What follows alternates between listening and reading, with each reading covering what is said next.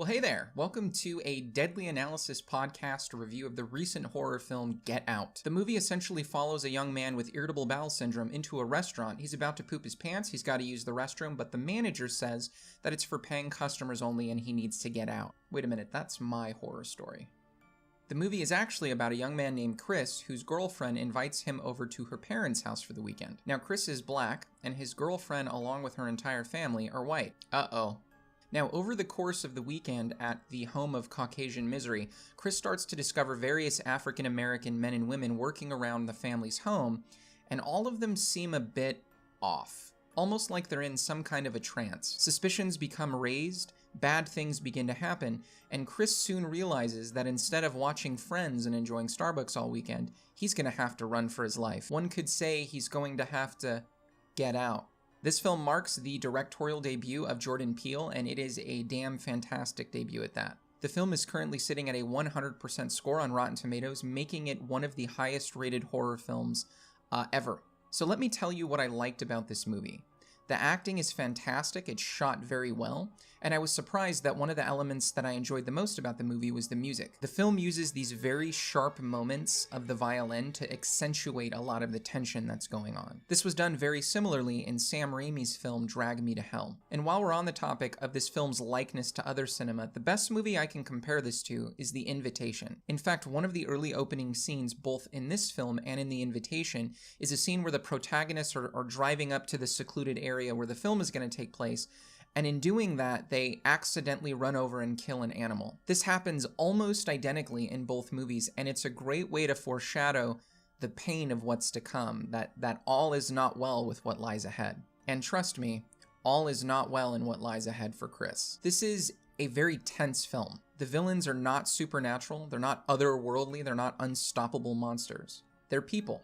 Part of the tension of this film comes through interpreting the seemingly organic conversation between Chris and his girlfriend's family. You know there's something wrong, that something is amiss, and so the normal banter that you would expect when you meet your girlfriend's family is sort of filtered through that, and it's done very effectively in this movie. For example, there's these little assumptive comments that the family makes to Chris during the course of the movie, comments that you would almost expect from a Caucasian family who's maybe never met an African-American person in their life. Like there's a scene where the father puts his arm around Chris and says, "My man."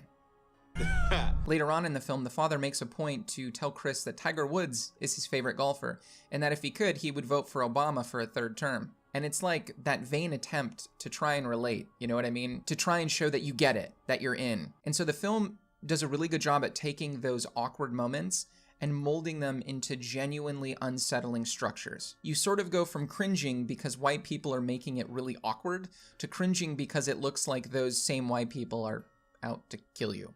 And the navigation between those two places is done very well. That said, I think a 100% score on Rotten Tomatoes is probably a little too high for me.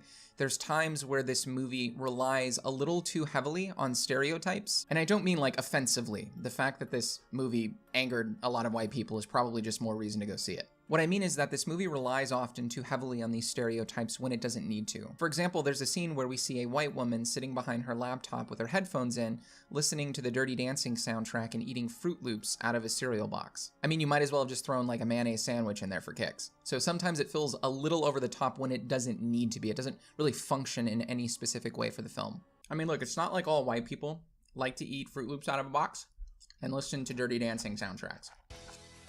Oh, you were so good in this, Swayze. Too soon. Too soon. I mean, where did they even get that stereotype from anyway? Good lord.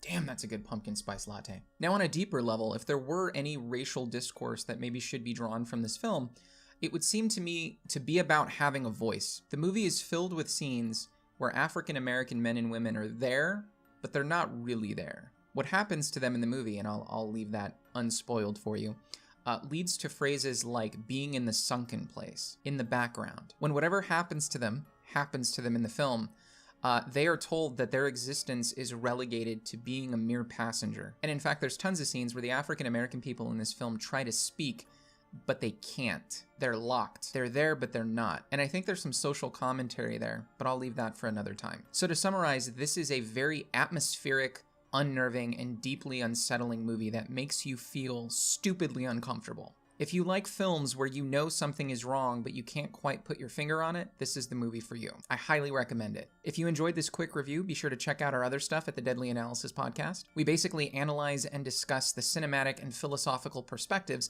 of some of the great horror movies of the last 20 years. So if you like this, you'll probably like those as well. Thanks for watching.